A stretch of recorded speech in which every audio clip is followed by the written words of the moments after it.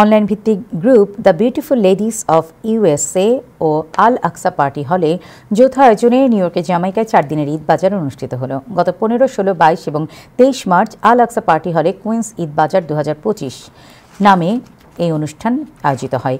Time টেলিভিশনের বিশেষ প্রতিনিধি আয়েশা তাহমিনা অধরা জানান, দেশি বিদেশি পণ্য নিয়ে প্রায় অর্ধশতাধিক প্রবাসী নারী উদ্যোক্তা এই মেলায় অংশগ্রহণ করেন। শনি ও রোববার ছুটির দিন থাকায় ঈদ বাজারে ক্রেতা দর্শনার্থীদের উপচে পড়া ভিড় পরিলক্ষিত হয়।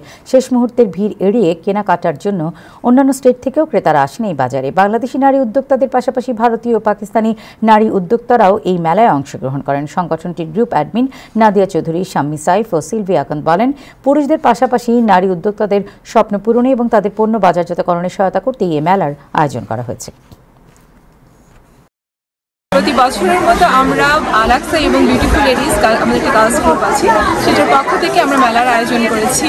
আমাদের মেলা চলছে 4 দিন ধরে। মার্চের 15, 16 হয়ে গিয়েছে, এখন 22, 23 চলছে। এটা লাস্ট মেলা ঈদের। সবাই চলে আসেন আমাদের মেলাতে। Thank you so much Mihir ভাইয়া অ্যান্ড অধরা আসার জন্য, এবং টাইম টিভিকে অসংখ্য ধন্যবাদ। এই শার্ট আমাদের, জিন্স আমাদের, সব 12 আমি ঈদ স্পেশাল ধামাকা। ওই কিরে মধু